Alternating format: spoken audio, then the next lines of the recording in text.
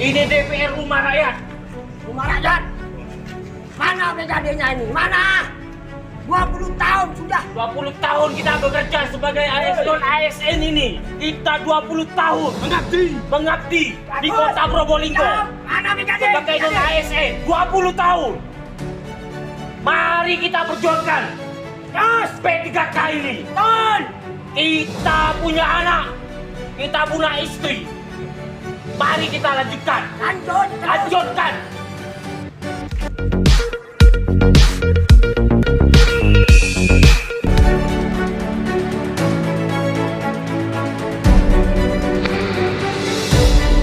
Rapat Pansus bahas nasib 1.746 orang tenaga honorer di Pemkot Probolinggo. Probolinggo CB News Indonesia. Pembahasan nasib 1.746 PTT atau tenaga honorer Pemkot Probolinggo oleh Pansus 1 DPRD Kota Probolinggo atau Pansus PPPK. Namun kali ini analis kepegawaian muda BKPSDM Mirza Nurul Halila berhalangan hadir dikarenakan sakit dengan izin atas dasar surat keterangan dokter. Sedangkan Mirza Nurul Halila sendiri adalah kunci dari akar permasalahan ini. Jelas beberapa anggota Pansus DPRD Kota Probolinggo, namun meskipun demikian rapat Pansus tetap berlangsung.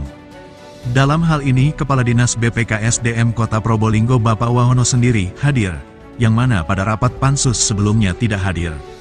Rapat Pansus PTT tersebut dihadiri Ketua dan seluruh anggota Pansus, Sekda Kota Probolinggo Ninik Ira Wibawati, Kepala Dinas BPKSDM dan seluruh jajarannya, dan tenaga honorer atau PTT di pemerintahan Kota Probolinggo, serta live streaming nobar sehingga seluruh masyarakat bisa menyaksikan berlangsungnya rapat Pansus PTT yang digelar di ruang sidang utama DPRD Kota Probolinggo, dan rapat Pansus dipimpin Sibro Malisi anggota DPRD Kota Probolinggo fraksi Nasdem, Sabtu tanggal 2 November tahun 2024 malam. Rapat tersebut dibatasi hingga pukul 12 malam. Perlu diketahui, di saat berlangsungnya sidang, di luar gedung rapat, terjadi orasi kecil oleh beberapa tenaga honorer yang merupakan bentuk kekecewaan mereka terhadap pemerintah Kota Probolinggo. Untuk selanjutnya kita ikuti tayangan CB News Indonesia. Mamat Abdullah dan Gogon Harum koresponden CB News Indonesia mengabarkan dari Kota Probolinggo, Jawa Timur. PTT itu tidak boleh hadir di tempat ini. Tidak boleh nobar di kantor DPRD. Nah, kalau ini sudah perintah-perintah dari atas begini ini, lah ini sudah menunjukkan ada apa. Tuh kalau memang ini pemerintah sudah berbuat apa yang memang semestinya, ya tidak mungkin lah biarkan dia masuk. Ada apa ya, tidak mungkin kalau toh dia nonton, apa takut mereka memberikan penjelasan yang benar atau ya apa kepada kita. Ini Bapak Ibu Kepala OPD, seizin Pak Wali dan Bu Sekda agar menghimbau pada PTT di OPD saudara agar tidak hadir pada waktu giat Pansus besok malam. Selain 3 orang yang ditugaskan,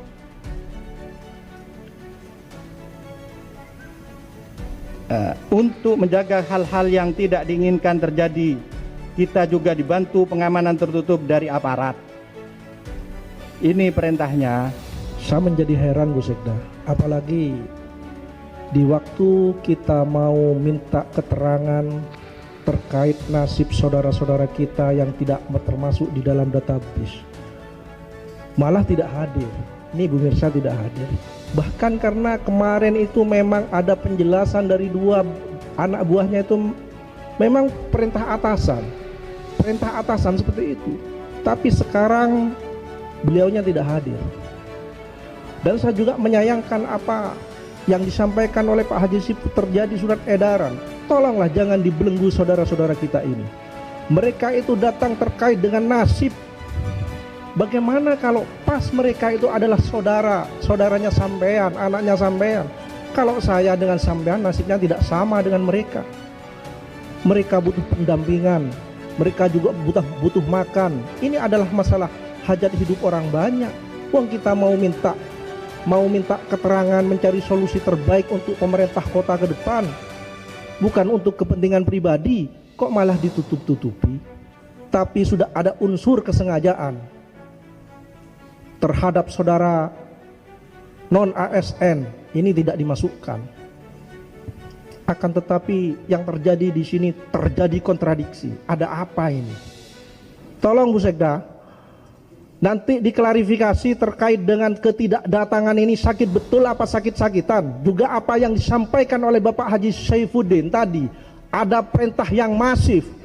Tolong jawab dengan jujur. Jadi kalau sampean merasa pemimpin harusnya mengayomi saudara-saudara kita, rakyat kita, itu adalah tanggung jawab pemimpin.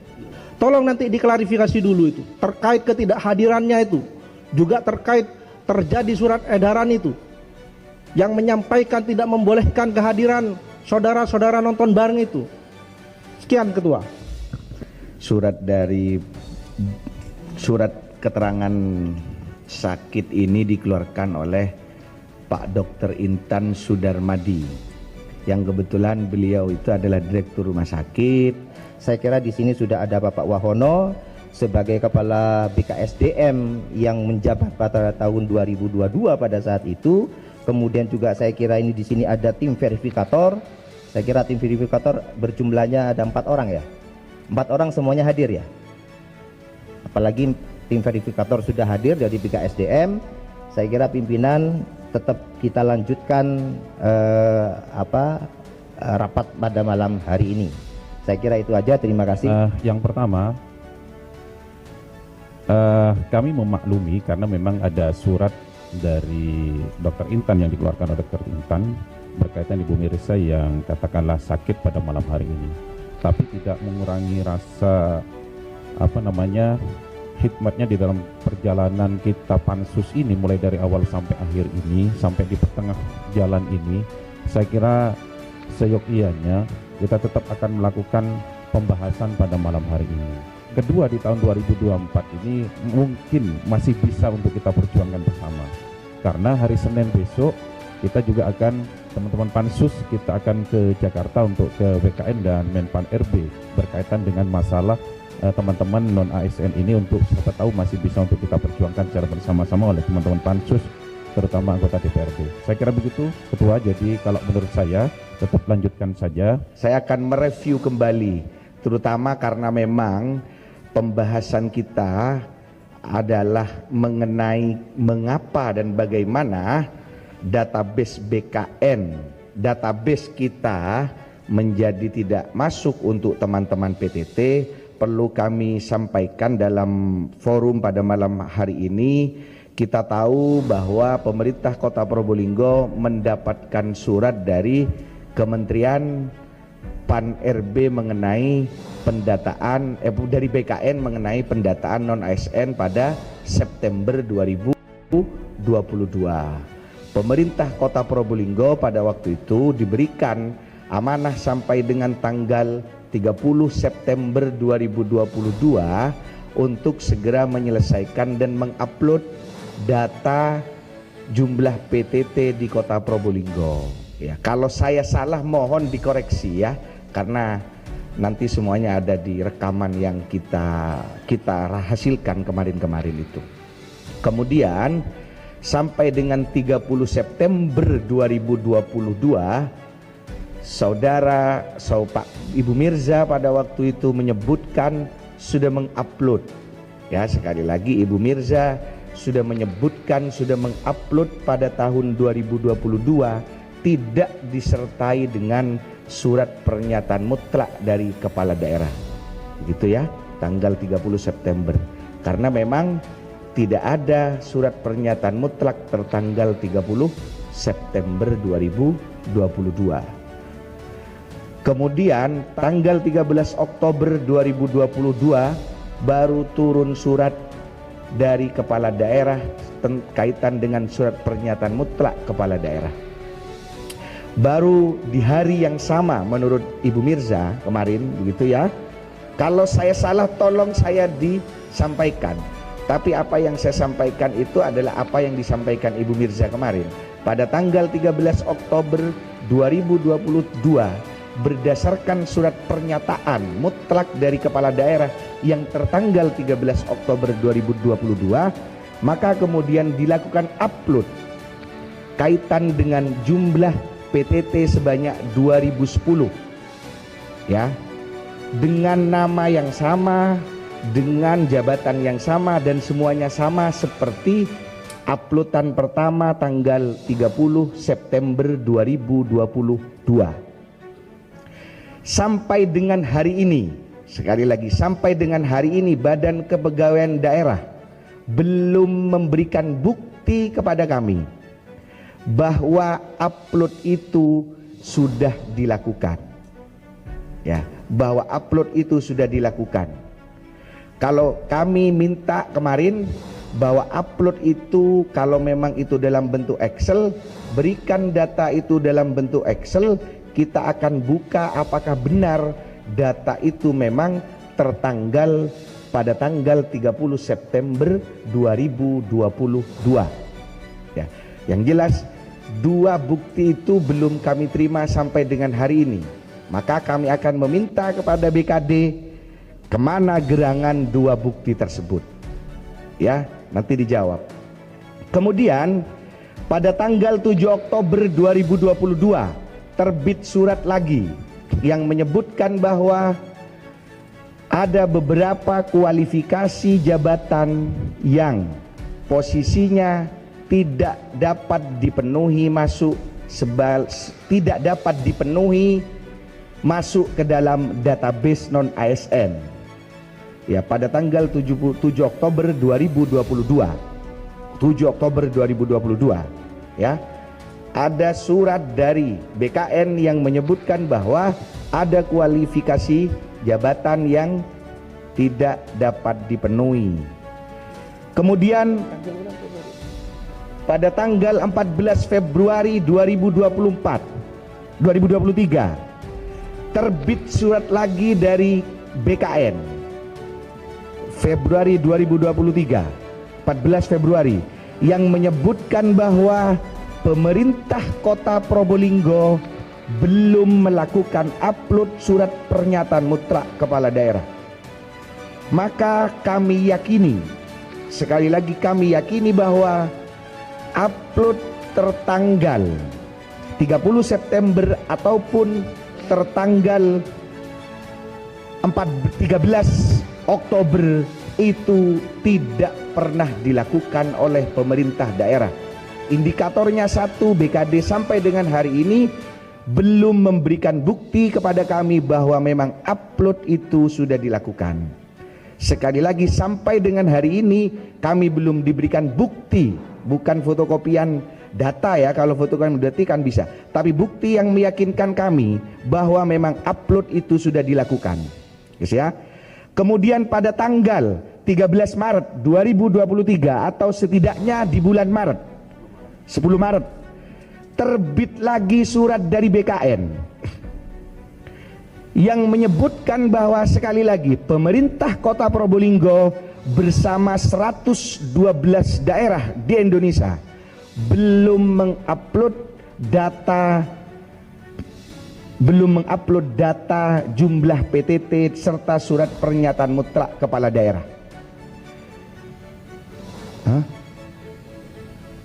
Ya, 112 daerah di Indonesia. Pada SE pertama di bulan September, BKN sudah memberikan warning kepada seluruh pemerintah daerah yang menyebutkan bahwa manakala pemerintah daerah tidak melakukan upload sampai dengan 30 September, maka pemerintah Kota Probolinggo dianggap tidak memiliki PTT di Kota Probolinggo atau PTT yang ada akan di-outsourcingkan, begitu ya. Karena sampai dengan tanggal 30 Maret 2023 upload itu belum juga dilakukan berdasarkan surat dari BKN, bukan berdasarkan pansus ya, berdasarkan surat dari BKN, maka kami meyakini salah satu penyebab tidak lolosnya database pangkalan BKN PTT Kota Probolinggo itu karena Pemkot tidak melakukan upload sampai dengan batas waktu yang diberikan oleh Badan Kepegawaian Negara. Di saat rapat berlangsung, tim verifikator menyebutkan bahwa seluruh PTT atau sebanyak 1746 dicoret oleh BKD karena tidak memenuhi kualifikasi jabatan. Maka dapat kami simpulkan bahwa memang seluruh PTT 1746 di Kota Probolinggo memang tidak diusulkan masuk ke dalam database BKN tahun 2022. Itu berdasarkan penyampaian tim verifikator kemarin. Pada waktu itu Badan Pengembangan Sumber Daya Manusia dijabat oleh Pak Wahono. Maka tentu Pak Wahono selaku atasan langsung 4 verifikator BKD dan atasan langsung dari Ibu Mirza selaku PLT Kabid memahami betul bagaimana proses pendataan berlangsung hingga gagalnya 1746 ini tidak lolos database BKN. Itu perlu juga kami informasikan kepada teman-teman sekalian. Kami baru mendapatkan konfirmasi dari Komisi 2 DPR RI karena kebetulan pimpinannya satu fraksi dengan kami. Kondisi yang terjadi sebenarnya yang menjadi problematika di tingkat nasional hari ini itu adalah problem terhadap PTT yang masuk dalam database BKN. Bagaimana dengan PTT yang tidak masuk database BKN?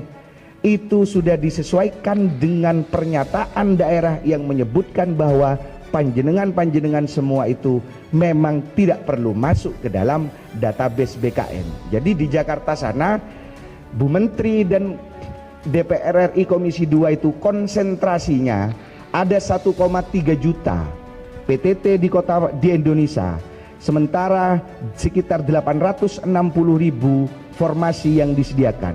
Maka ada lebih sekitar 560.000 yang posisinya sekarang sedang dipikirkan.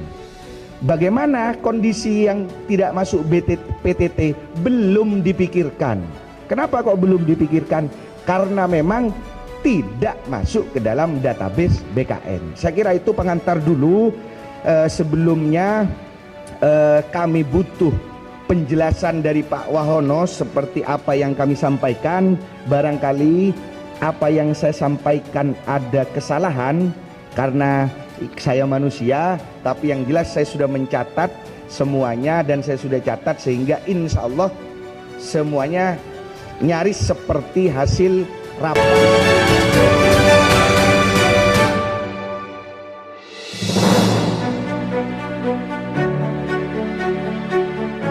Tidak bisa. Nah, buat apa password itu? Anda sempat tanya, kenapa password tidak bisa masuk? Tidak ada, kita tidak diberitahu. Tidak ada. Malah kita itu dari perwakilan dari teman non ASN, kita datang ke BKD, malah kita tanya pasal 121 kita disuruh pulang. Yang nyuruh pulang waktu itu siapa? Ada seseorang. Kepala BKD? Bukan, dari stafnya. Staf ya. Oke.